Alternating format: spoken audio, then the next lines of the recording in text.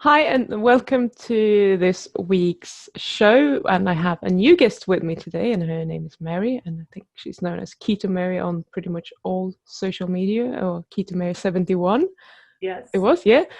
Um, I wanted to have her on here because she's also helping people who are going low carb and who struggle with cravings, basically, or food addiction. So I just wanted to have her on to have a little bit of a discussion, seeing what we see differently and how we can maybe help as many people as possible. So thank you so much for coming on, Mary. Thanks for having me. You're welcome. Do you want to just tell us a little bit about your background? And I mean, I've seen some amazing photos of you, so Oh, just thank out of you. interest, what's your journey? I'm 49 years old now, and I found keto about 6.5 years ago when I was 42. And basically, I've had a lifelong, what I would call disordered relationship with food. It started as a preteen. I developed an eating disorder in high school and was hospitalized for that for bulimia. And then I've been, my entire adult life, like up and down, in my weight and doing like, yo-yoing and doing all the different diets and trying everything like from, slim fast, diet pills, Weight Watchers, calorie counting.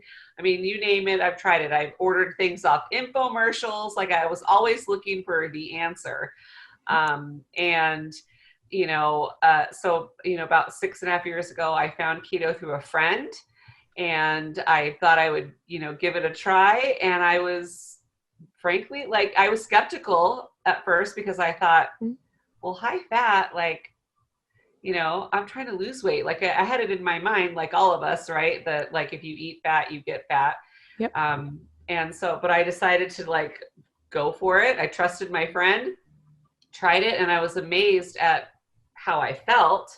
I didn't feel like I was starving, which is, every other diet I'd ever done, I always felt like I was starving. I was white knuckling it. I was using willpower. The weight came off really quickly, like in the beginning, like started coming off really quickly. My blood sugar improved because I was a type 2 diabetic. So like I had my blood sugar went from like being in the 200s down to like low 100s and below 100 within a matter of weeks. So that was like amazing to me because here I was trying to follow the rules of my diabetic nutritionist and doctor and everything, and my blood sugar was never like improving, in any good way. Like it would go down a little bit, but then I couldn't stick to, I was trying to follow their rules, but then I would end up binging because I had an eating disorder. So it just was like this constant battle. So basically, I mean, keto changed everything for me. I felt better. I looked better. My health markers improved, and I've never looked back. That's so awesome. Okay, so do you, I assume that you label yourself as a food addict. Yes. Yes. Yes. I am a recovering food addict. Yes, exactly.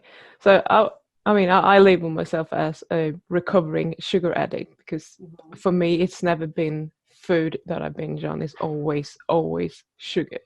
I'm one Yeah. of these people. I can eat brown sugar with a spoon because it has a taste and it's sweet. I'm not so much for the white sugar, but Yeah. it will do. If I'd have nothing else, it's perfectly fine. So as long Yeah, as yeah, it's I would definitely the sugar addict, like sugar and carbs were my drug of choice. But in the absence of carbs, I was still very capable of overeating non-carbohydrate foods just because I, was looking for like that emotional, like I had this like emotional attachment to the food. So I was looking for the food yeah. to do something for me. So even if it wasn't sugar and carbs, like I could overeat it. Okay. I've never been able to do that. I'm like, no, I don't want that. I don't like it. So what I see a lot, there are, people that are following me and the sort of communities that I'm hanging out in, they're all low carb of some sort. They are usually keto or they're carnivore. And so many people keep falling off the wagon and they wouldn't necessarily label themselves as food addicts or Right. sugar addicts, etc. And I'm trying to help these people. I'm like, well, I don't know what to do. And you say something, and they're like, well, I still don't know what to do. Because they don't want to, I've been there. You don't really want to admit that you have a problem. You think that it's just, well, it's just my resolution, or my willpower isn't strong enough, or whatever reason it is. So what do you think is going on there? Why does this keep happening to the majority of people, I dare say, at some point? So, because most people don't realize that what their problem is an eating disorder, because like in the mainstream, people think of eating disorders as bulimia or anorexia, like, and never like outside of that box. And until in recent years, binge eating is considered an eating disorder. So that's kind of like newer on the scene though. So people, they don't realize that that's their issue. They just think, oh, I just don't have enough discipline, or they think they're lazy, or they just haven't found the right diet. It's like they think it's all these external issues, but it's an internal thing. It's because we have used food most of our lives for reasons other than hunger.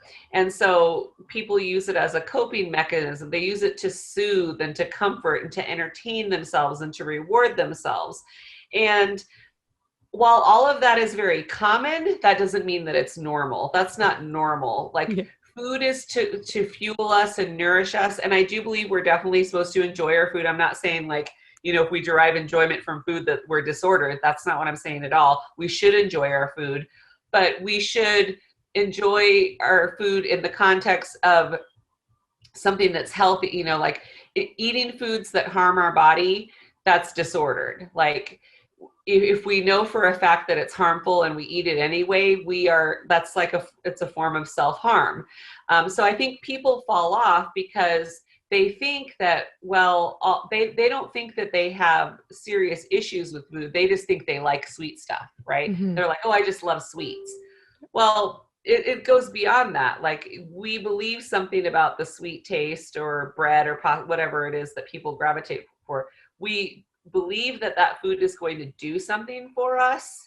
And so that's why we return to it. And so when people fall off the wagon, it's usually in times of extreme stress. Like, how many stories have we heard, like, since everything that's been happening this year, right?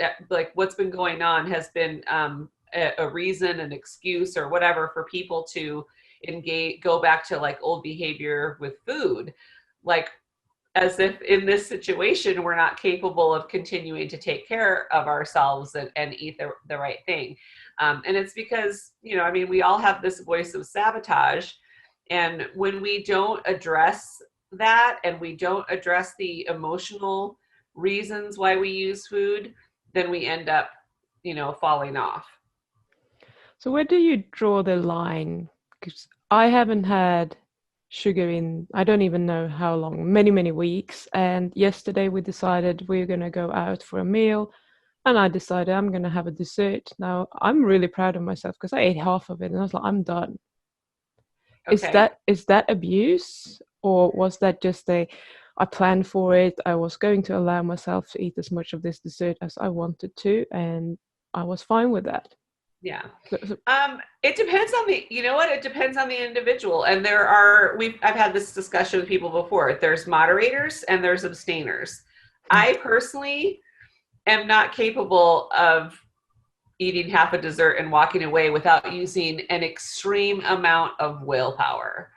I could do, like, if I went to a restaurant and I ate half, I could, push it out of the way and hightail it out of the restaurant, right?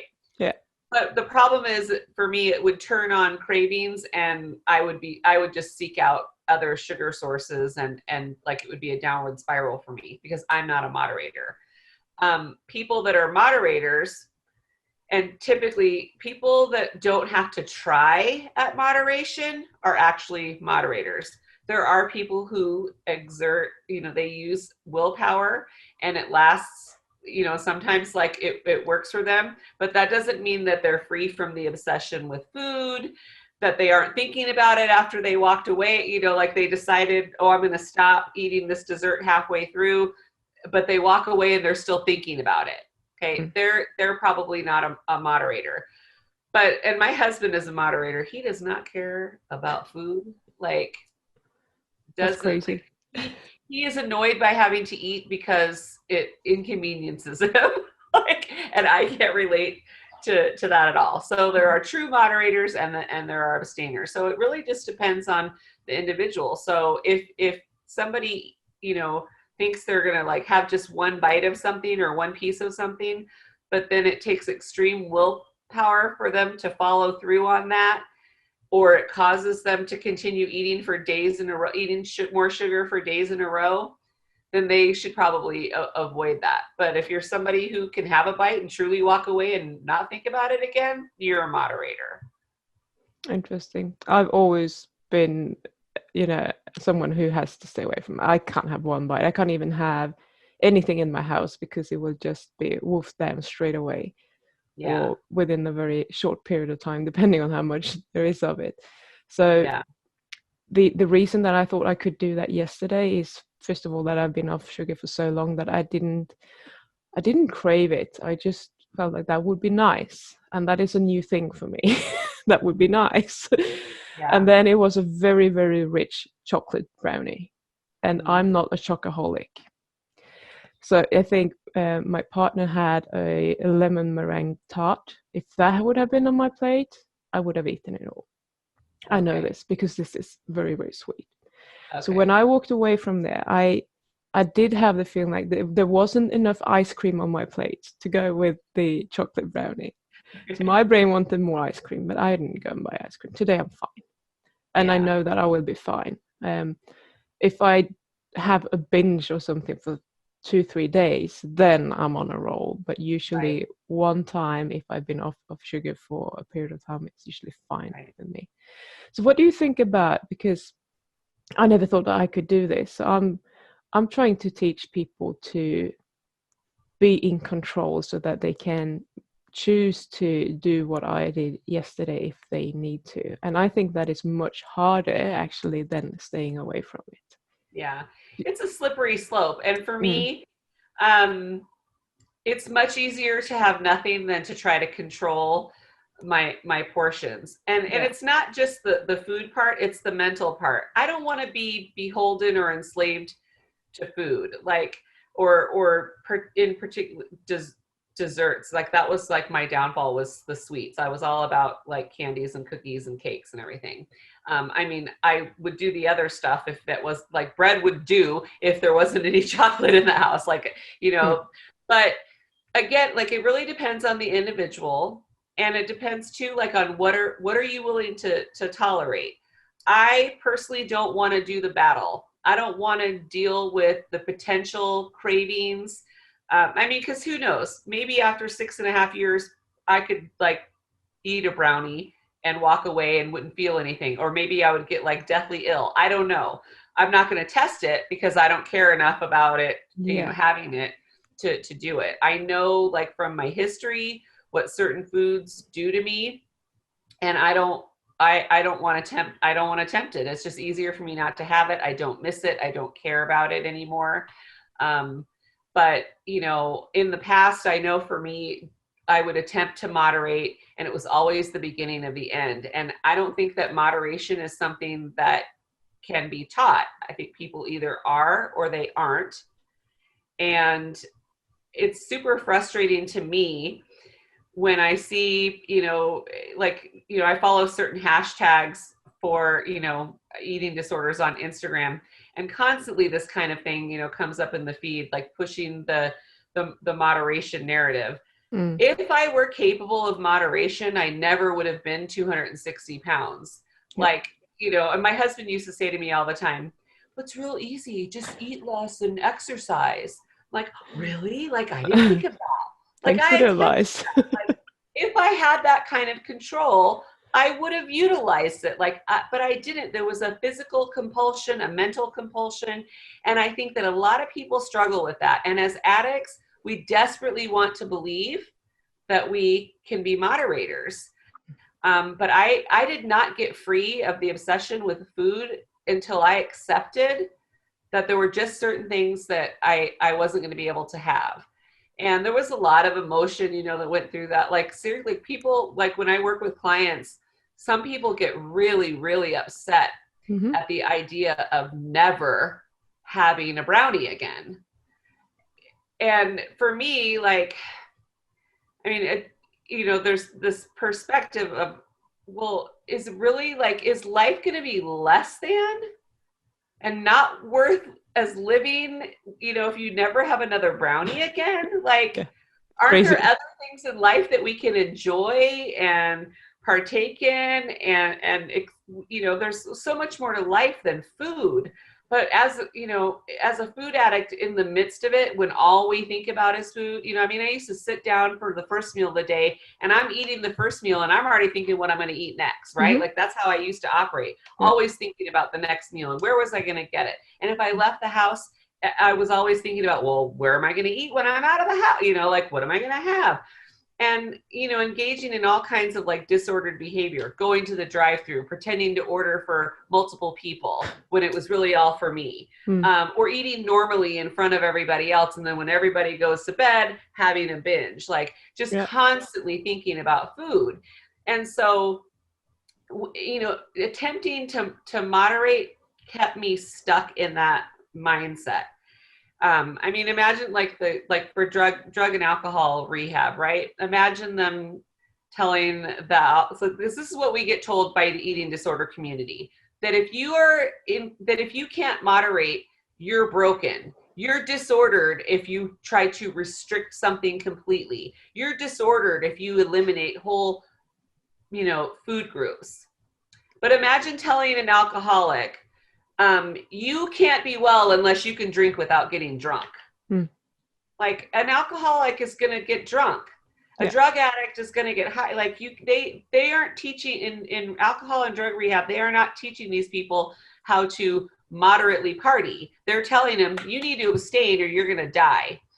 And it should be the same way in the eating disorder recovery community, but it's not. It's as if they cannot acknowledge that addiction is a factor here, and that in order to you know, in order to be free of the drug of choice, you cannot partake in it. And this is why the failure rate in the eating disorder community is so high, Mm. because they're trying to turn people into something they're not. You're either a moderator naturally and don't have to think about it, or you're an abstainer. And I think trying to moderate for me just causes anguish. So how long did it take you to go through that whole emotional phase and actually feel like you were free from thinking about food constantly? It was at least a year. That first year, like I still always like had in the back of my mind, I was hoping, you know, that I could be normal someday. But just through a series of like evaluating my history and then coming up against obstacles like that first year keto, like I knew I wasn't physically hungry, but I would still find myself like wanting to eat.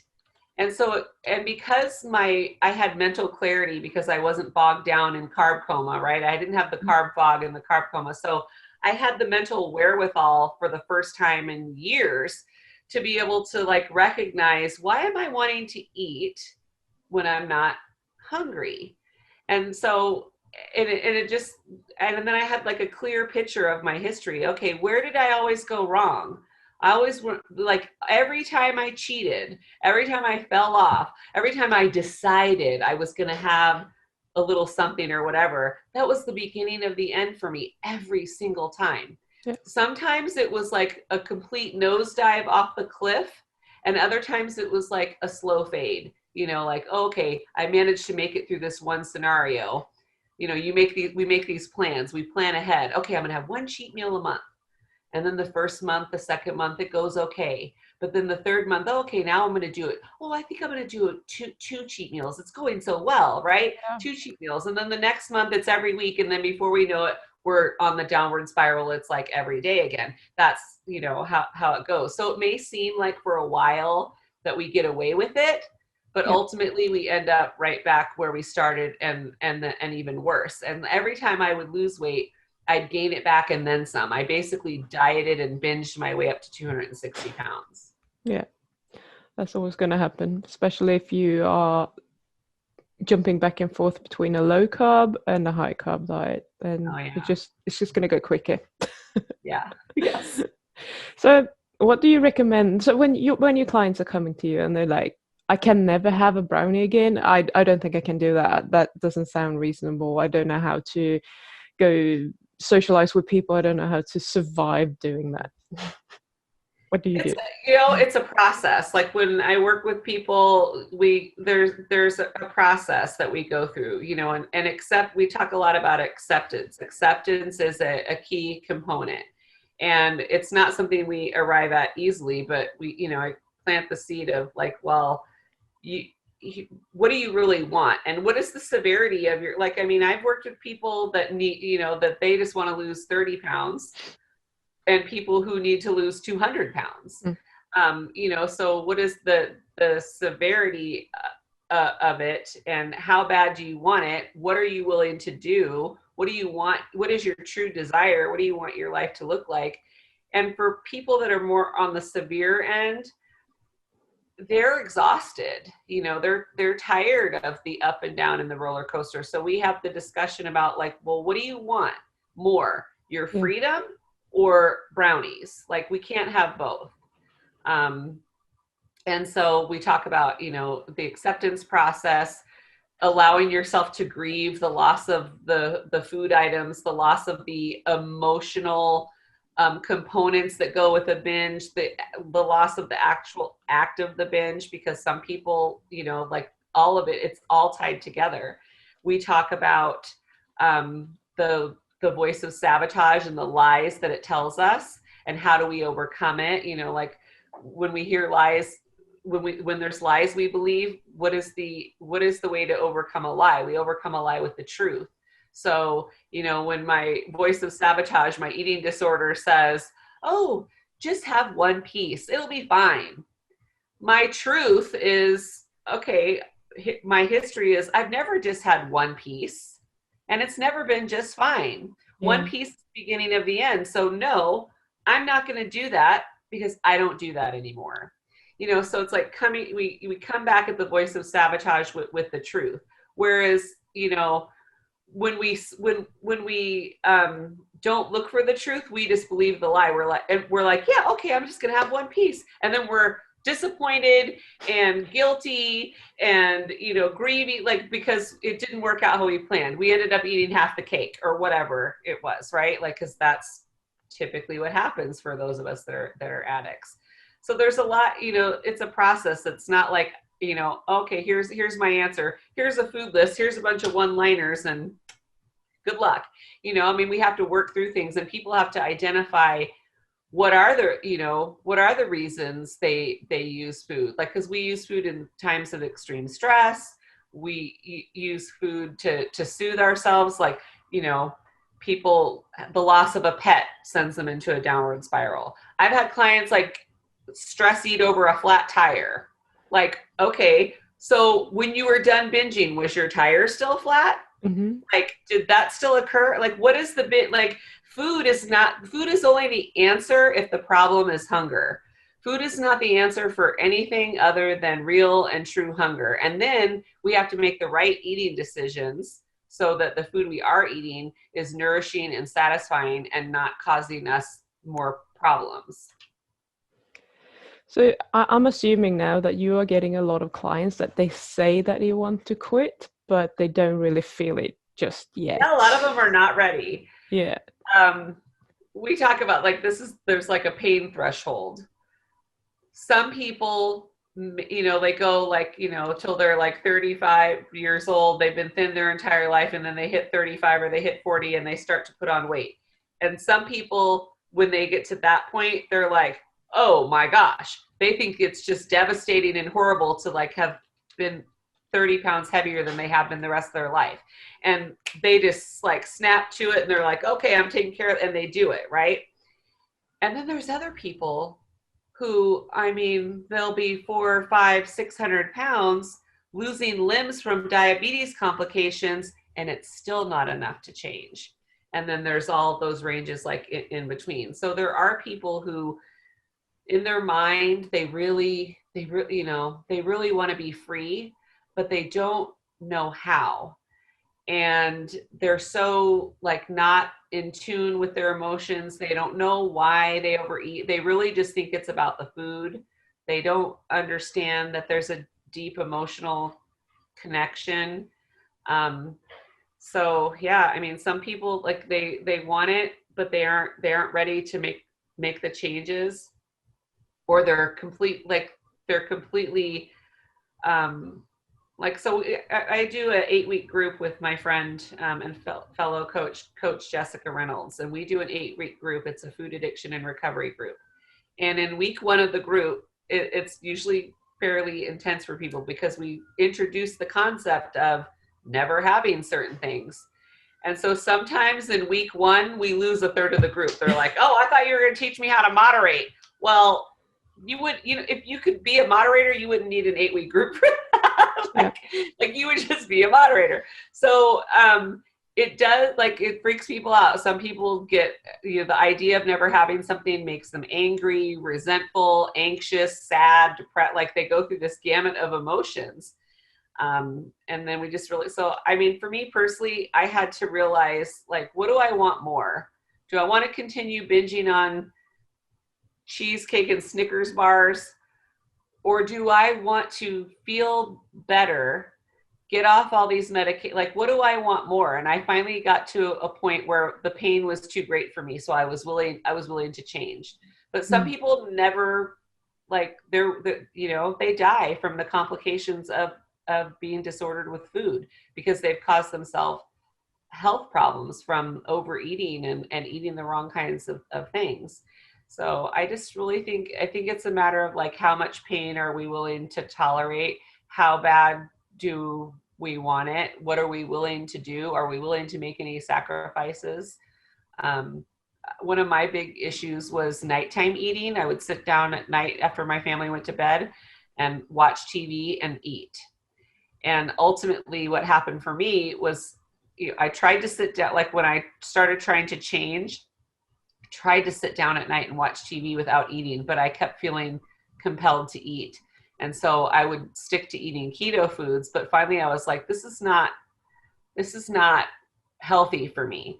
So I stopped watching TV for over 2 years so that I would not have to deal with that temptation and compulsion. A lot of people are not willing to do that. Like, and I cried over it too. Like, really, like I cried over the loss of TV, but it was what I needed to do. That was a big thing. I imagine that would be a really big thing for a lot of people, because as far as I know, most people are actually watching TV in the evenings, and taking that away, it's like, what am I going to do? I lost half of my life. I don't know what to do anymore. I ended up reading. I switched. I gave up TV and I started reading books because I've always loved reading since I was little, and I've gotten away from it because I was spending so much time, watching TV. And so I switched to reading books. And my first year keto, I read almost 300 books. Holy crap. That's a lot of reading. I guess you were watching a lot of TV before. I was watching a lot of TV. Oh, that's funny. So these people they're not ready, and they're probably never going to be ready. Is there anything that we can do for these people, do you think? I think that we could, the best thing that we could do for anybody, whether the people that are following us on social media or the people that live in our house, is to just lead by example, to just do what we need to do and not try, I mean, on a certain level, as somebody on social media who has people that follow, I do try to put out a certain message to get to people. But really the way to reach people is just by being a living example. We can't cram things down their throat. We can't force them to believe. We can't like shake them, listen to me, what I'm telling you. Yeah. We just have to like do our thing, and people will notice what we're doing, and then they'll ask questions. I mean, the potential is there for everyone to recover from an eating disorder, but it really does depend on how bad do they want it? Do they even acknowledge that's their problem? I mean, a lot of people just really truly don't know that they're disordered with food. They just think they snack too much. They just think they're emotional, like they just like these, you know, flip phrases. I'm an emotional eater. Like who hasn't said that, right? We all say that, right? I'm an emotional eater. And they just kind of leave it at that, like this surface explanation. Yeah. And very few people actually recognize that there's something deeper going on. And there's actually something you can do about being an emotional eater. By Yeah, paying like attention. develop real coping skills, like find out, you know, like, because again, the only problem that food fixes is hunger. If we're anxious about something, food is not going to fix our anxiety. If we're tired, food is not fix our tiredness. What we need is a nap or to go to bed earlier, right? If we're feeling lonely, food is not the answer. If we're lonely, we need to make a connection with somebody, reaching out to a friend or a family member, or, Yeah. you know, it's making a human connection helps heal loneliness. Food is not the answer for any of those things. Definitely not. So now I'm a little bit curious. So a lot of what I hear a lot of is that, you know, I'm doing well as long as I'm at home and eating at home, but eventually you are going to have to go out for, you know, family dinners or whatever. How can we think about this in a healthy way so that we can deal with that problem, if you want to call it a problem, in a way that is good for us?